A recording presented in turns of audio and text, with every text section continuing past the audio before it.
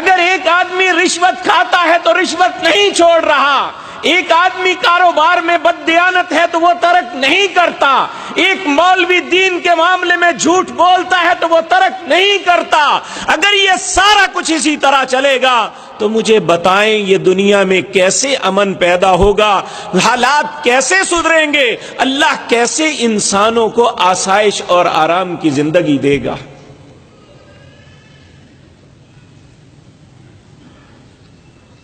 تو میں آپ کے سامنے پہلی اقوام میں کے متعلق اللہ قرآن کے اندر تذکرہ کرتے ہیں کہ کیا اسباب بنے تھے ان کی ہلاکت کے۔ تو دیکھیں، یہ بات یاد رکھیں کہ ہمارے نظریات بدلتے ہیں، ہمارے پیمانے بدلتے ہیں، ہماری ذہنی خیالات تصورات بدلتے ہیں، لیکن وَلَن تَجِدَ لِسُنَّتِ اللَّهِ تَبْدِيلًا، اللہ کہتا ہے میرے فیصلے جو پہلے دن تھے آج بھی وہی ہیں، آئندہ بھی وہی رہیں گے، میرے کسی فیصلے میں کوئی تبدیلی نہیں۔ جو فیصلہ پہلے کرتا تھا، جن اسباب کی وجہ سے پہلوں کو انعام دیا، اور وہ بھی میری پیمانہ وہی ہے، جس کی وجہ سے عذاب دیا، میرا اس وقت بھی پیمانہ وہی تھا، آج بھی وہی ہے۔ اگر ان کو عذاب دیا تو وہ اللہ کے کوئی زیادہ بڑے دشمن نہیں تھے، آج اگر وہی کام ہم کریں تو اللہ ہم سے پیار کرتا رہے، کیا سبب؟ یہ تو پھر اللہ کی اپنے مخلوق کے ساتھ ناانصافی ہو جائے گی۔ تو یاد رکھیں اللہ انصاف والا ہے، وہ کبھی بے انصافی نہیں کرتا۔ ہمیں اللہ کے فیصلے سے ڈرنا چاہیے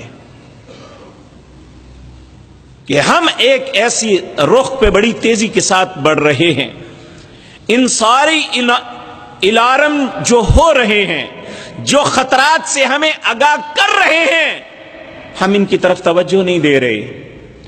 ہماری حیثیت اس بے وقوف کی طرح ہے جو کہتے ہیں چلنے دو، جو ہوگا دیکھا جائے گا، اور جب وہ کسی بڑی مصیبت سے دوچار ہوتے ہیں پھر اس وقت وہ چاہتے بھی کہ وہ بچ جائیں یا انہیں اس مصیبت سے نجات مل جائے تو نہیں ملتی۔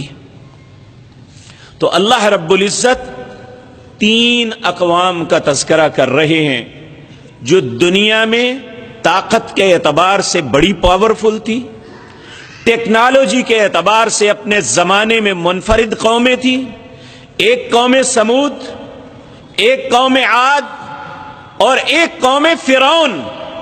ان تینوں قوموں کا نہ معاشی طور پہ وہ غیر مستحکم تھی، اور نہ ٹیکنالوجی کے اعتبار سے دنیا کی ساری اقوام سے پیچھے تھی، بلکہ سب سے آگے تھی، اور دنیا کی ساری اقوام کا قیادت ان لوگوں کے ہاتھ میں تھی۔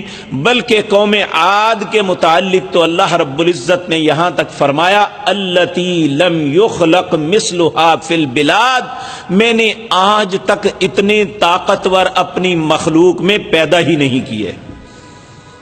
التی لم یخلق مثلھا فی البلاد، کسی بھی شہر میں، کسی بھی ملک میں، کسی بھی خطے میں، کسی بھی وقت میں اللہ کہتا ہے میں نے ایسے پیدا ہی نہیں کیے تھے۔ تو آج قوم عاد کا کوئی بھی ایک فرد نظر آتا ہے؟ یہاں پہ اللہ ان تینوں اقوام کا تذکرہ کرتے ہیں، الحاقۃ ما الحاقۃ، انہیں خبر دو حاقہ کی۔ حاقہ کا مطلب ہے جو حقیقت جو آنے والی ہے، جس میں کوئی شک و شبہ والی گنجائش نہیں ہے۔